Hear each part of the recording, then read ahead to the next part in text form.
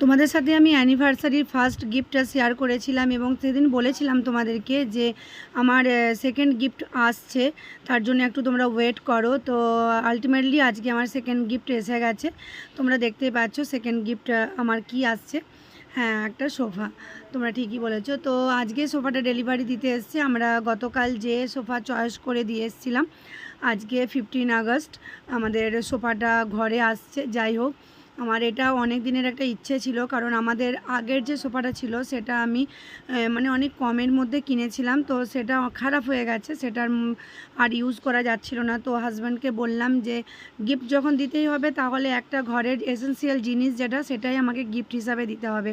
তো যাই হোক, তোমাদের দাদাভাই তাতেই ও মত করেছিল এবং আমাকে বলেছিল ঠিক টাইমে আমি তোমাকে কিনে দেবো। আর আমি তোমাদের সামনে এটা শেয়ার করিনি এই কারণেই, কারণ আমি জানি যে যেদিনে আমার বাড়িতে সোফাটা এন্ট্রি নেবে সেদিনে আমি সবাইকে সারপ্রাইজ দেবো এটা, যে আমি সেকেন্ড গিফটটা কী নিচ্ছি তার জন্যই।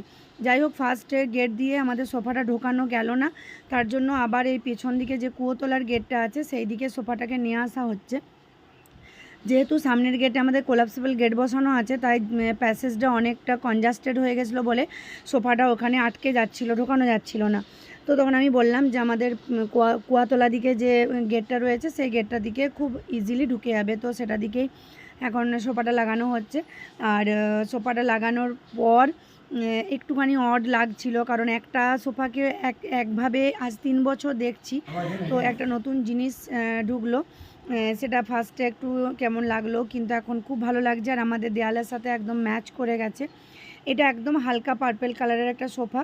তোমরা অবশ্যই বলবে বন্ধু যে আমার এই অ্যানিভার্সারি সেকেন্ড গিফটটা কেমন হয়েছে। গুড়কিকে দেখতে পাচ্ছ নতুন সোফা পেয়ে আর সোফা থেকে নামছেই না, বসে আছে। তো তোমাদের কমেন্টের আশায় থাকবো আমার অ্যানিভার্সারি সেকেন্ড গিফট কেমন লেগেছে, তোমরা কিন্তু অবশ্যই আমাকে জানাবে। তো চলো, দেখা হবে পরে অন্য সময়। টাটা, সবাই ভালো থেকো।